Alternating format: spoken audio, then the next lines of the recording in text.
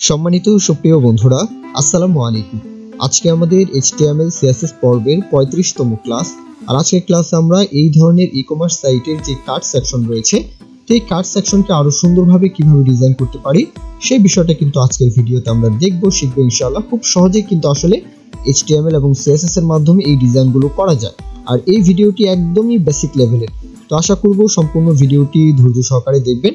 এখানে যে সাইজগুলো সিলেক্ট করা যাচ্ছে, অ্যাড করুন বাটন রয়েছে, আর বলবো এখানে ভিন্ন ধরনের যে প্রোডাক্ট সেটা নিয়েও কিন্তু আপনারা চাইলে ডিজাইন করতে পারেন, তাই না? এখানে যেমন ক্লোথিং সাইট রয়েছে, যেমন যদি শোয়ের সাইট বলা হয় বা মোবাইল অ্যাক্সেসরিজ, ভিন্ন যে কোনো টাইপের সাইটের জন্য কিন্তু একই ডিজাইন আপনারা চাইলে অ্যাপ্লাই করতে পারেন। সাইজের ক্ষেত্রে মোবাইল থাকলে মোবাইলের বলবো মডেলগুলো চেঞ্জ করে দিবেন, জুতা থাকলে জুতার সাইজগুলো বদলে দিবেন, তাই না? তো যাই হোক, বেশি কথা বলবো না, সরাসরি চলে যাব ভিএস কোডে। তো আমার যেই ভিএস কোড যে HTML ফাইলটা দেখতে পাচ্ছেন, আগে থেকে একটি ইমেজ কালেক্ট করে রেখেছি, CSS ফাইলটা দেখতে পাচ্ছেন, লাইভ সার্ভারে আমার বর্তমান সাইটটা দেখতে পাচ্ছেন।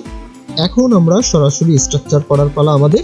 এখন আমি বডি সেকশনের মধ্যে HTML ফাইলের বডি সেকশনের মধ্যে প্রথমত একটি প্যারেন্ট কন্টেইনার নিব, মানে deep section, cart section. Totally তো এই বিষয়টা হচ্ছে কার্ট সেকশনের মধ্যে আমরা স্ট্রাকচার করব, তাই না?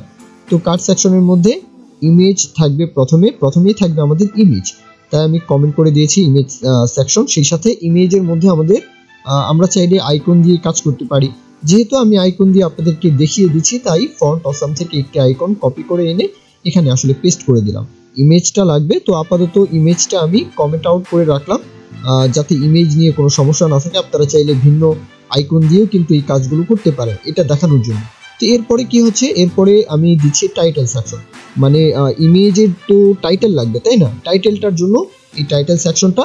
আর এরপরে কি, এরপরে হচ্ছে আমাদের সাইজ, মানে যে প্রোডাক্টটা আমরা দিব এটার সাইজ কেমন, জুতা থাকলে জুতার সাইজ, মোবাইল থাকলে মোবাইলের মডেলগুলো, তাই না? তো সাইজ সেকশনের মধ্যে কিন্তু প্রথমেই বলবো যে সাইজের ক্ষেত্রে যদি জুতার মডেল মোবাইলের মডেল হয়, তাহলে এখানে লিখে দিবেন মডেল জাস্ট। তারপরে কিন্তু UL এলআই ট্যাগ দিয়েও কিন্তু এই কাজটা করা যাবে, ভিন্নভাবেও করা যাবে। আপনারা চাইলে স্প্যান ট্যাগ দিয়ে এই কাজটা করতে পারেন, পি ট্যাগ দিয়ে করতে পারেন। যাই হোক, আমি আসলে UL এলআই ট্যাগের মধ্যে আবার বাটন সেকশন ক্রিয়েট করলাম, সেই সাথে ক্লাস নেমগুলোও দিয়ে দিলাম। যেহেতু বাটন কয়েকটা বাটন থাকবে, নিচের দিকেও বাটন থাকবে, তাই আমি বাটন সেকশনগুলোর আসলে ক্লাস নেমটা চেঞ্জ করে দিলাম।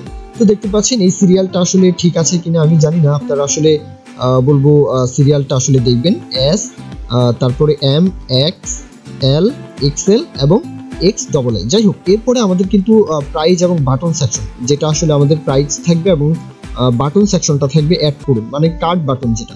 তো এর মধ্যে আবার প্রাইজের জন্য একটা সেকশন, প্রতিনিয়তই তো আসলে প্রাইসটা ওঠানামা করবে, আপ ডাউন করবে, তাই না? তো এখানে স্প্যান ট্যাগ নিয়ে আমি প্রাইসটা আসলে বলে দিলাম। সেই সাথে বাটন সেকশনে কিন্তু আমরা এখন ওই অ্যাড করুন, এখানে আমাদের কি ফন্ট অসামের যে কার্ড আইকনটা, সেই আইকনটা কিন্তু আমাদের লাগবে। কপি করে এনে জাস্ট এখানে পেস্ট করে দিব, এবং বলবো আপনারা চাইলে ফন্ট অসাম থেকেও কপি করে এনে পেস্ট করতে পারেন। আমি জাস্ট এখানে কার্ডের যে বলবো টেক্সটটা সেটা আসলে লিখে দিলাম, বলবো যে আইকনটা তো পেয়েছে, এখন স্প্যান ট্যাগের মধ্যে অ্যাড করুন যে বলবো টেক্সটটা, সেটা আসলে দিয়ে দিলাম। তো আমাদের কিন্তু এখন স্ট্রাকচার করার কাজ শেষ, দেখতে পাচ্ছেন। এই বিষয়টাই কিন্তু এখন আমরা ডিজাইন করে সুন্দরভাবে ডিজাইন করব CSS এর মাধ্যমে। তো এখন বলবো এখানে আসলে কয়টা সেকশন, কার্ট সেকশনের মধ্যে প্রথমে ইমেজ সেকশন গেল, টাইটেল সেকশন 2-এ, প্রাইস সেকশন 3-এ, এবং বলবো অ্যাড করুন বাটন যে সেকশনটা, এটা হচ্ছে চারটা সেকশন রয়েছে। তো এখন আমরা সরাসরি CSS এর মাধ্যমে এটাকে ডিজাইন করব।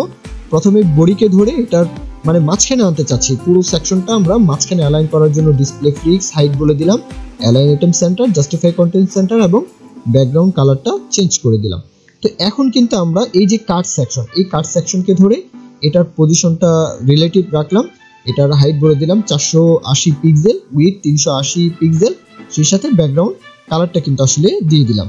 তো এখন বক্স শ্যাডো চাইলে দিতে পারি, হ্যাঁ, প্যাডিং লাগলে প্যাডিং দিতে পারি।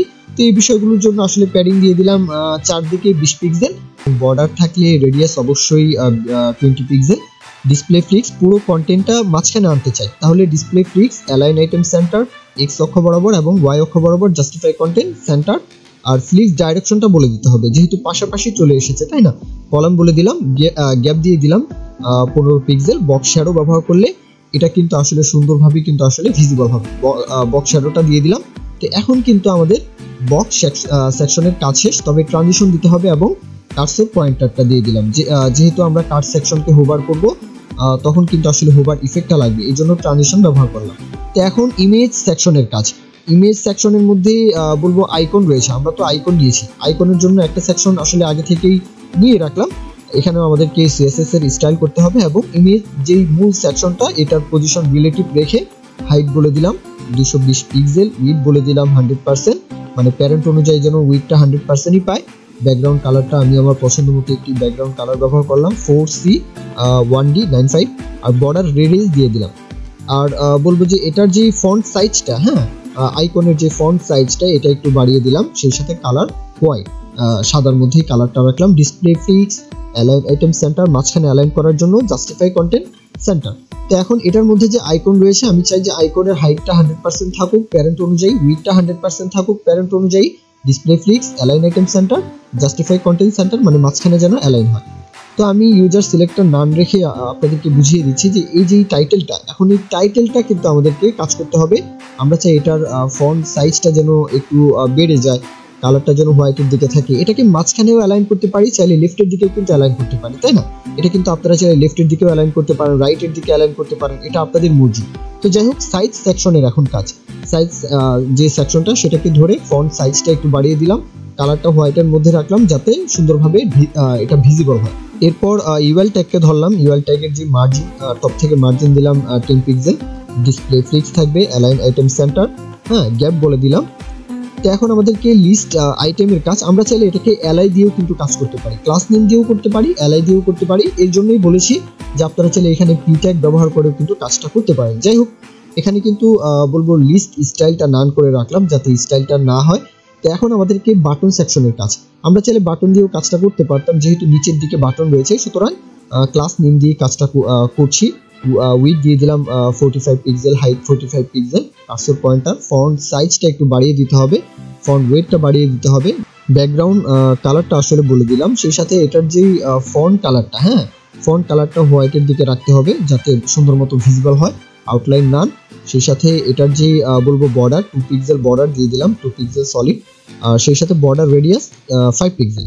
আর এটাতে কিন্তু আসলে ট্রানজিশন ব্যবহার করব যাতে আমরা হোভার করলে সুন্দর একটা ইফেক্ট দেয়, তাই না? ট্রানজিশন বলে দিলাম মানে 0.3 সেকেন্ড।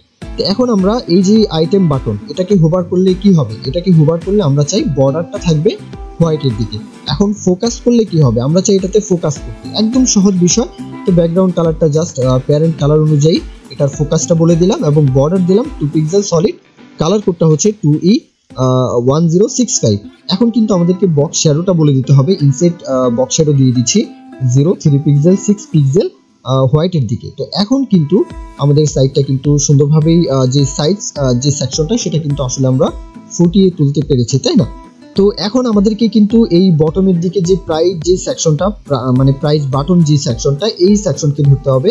এটার নির্দিষ্ট একটি হাইট বলে দিচ্ছি 60 পিক্সেল, ডিসপ্লে ফ্লিক্স দুইটা যেন পাশাপাশি চলে আসে, অ্যালাইন আইটেম সেন্টার এবং জাস্টিফাই কন্টেন্ট স্পেস বিটুইন, দুইটা দুই দিকে সরে যাবে। প্যাডিং দিয়ে দিচ্ছি, বলবো যে উপরে টপ থেকে 0 পিক্সেল, মানে টপ বটম 0, ডানে বামে 5 পিক্সেল এবং গ্যাপ বলে দিয়েছি। এখন আমরা প্রাইস সেকশনের ফন্ট সাইজটা বাড়িয়ে দিতে পারি, কালারটা হোয়াইটের দিকে রাখবো যাতে সুন্দরভাবে ভিজিবল হয়, ফন্ট ওয়েট দিয়ে দিব একটু বোল্টের দিকে, তাই না? এখন আমরা কিন্তু কাট বাটন, এই যে বাটন সেকশন, এই বাটন সেকশনকে ধরে এটা উইডথ বলে দিচ্ছি 250 পিক্সেল, হাইট 40 পিক্সেল, প্যাডিং দিয়ে দিচ্ছি 15 পিক্সেল, ডিসপ্লে ফ্লিক্স মানে মাঝখানে অ্যালাইন করার জন্য, align item centre, justify content centre, gap বলে দিতে হবে, দুইটার মাঝে যেন ফাঁকা থাকে, আউটলাইন থাকলে নান হয়ে যাও, বর্ডার থাকলে নান হয়ে যাও, বর্ডার রেডিয়াস বলে দিচ্ছি 15 পিক্সেল, কার্সর থাকলে পয়েন্টার। ব্যাকগ্রাউন্ড কালার, এখানে কিন্তু লিনিয়ার গ্রেডিয়েন্ট ব্যাকগ্রাউন্ড কালারটা ব্যবহার করছি আমি, 0 ডিগ্রি থেকে শুরু হবে।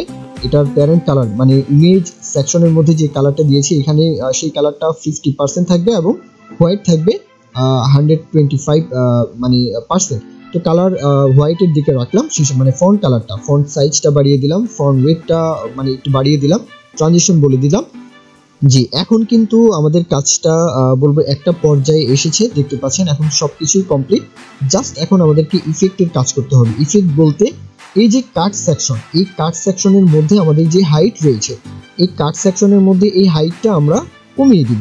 মানে প্রথমত আমরা তো কাট সেকশনকে রেডি করেছি, আমরা এটার হাইটটা কমিয়ে দিব। এর আগে আমরা ইমেজ সেকশনকে আসলে ভিজিবল করছি। ইমেজ সেকশনের কাজটা করতে হবে। প্রথমেই ইমেজ যে সাইজটা, এটা তো অনেক বড় সাইজটা দেখতেই পাচ্ছেন। এটাকে ধরে আমরা কি করব, ইমেজ সেকশনের যে ইমেজটা রয়েছে এটার হাইট হয়ে যাও 100%, উইডথ হয়ে যাও 100% এবং বর্ডার এটার রেডিয়াস থাকো 10 পিক্সেলের মতো, এটার বর্ডার রেডিয়াস থাকো, এটা আসলে বলে দিলাম।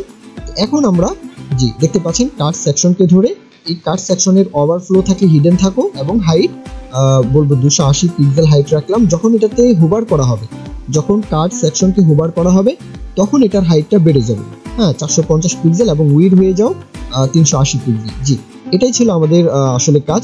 জি দেখতে পাচ্ছেন আমাদের কিন্তু আরেকটা কাজ বাকি আছে, সেটা হচ্ছে কাট সেকশনের যে বাটন সেকশনটা, এটার হোভার ইফেক্টটা কিন্তু আমরা এখনো দেইনি।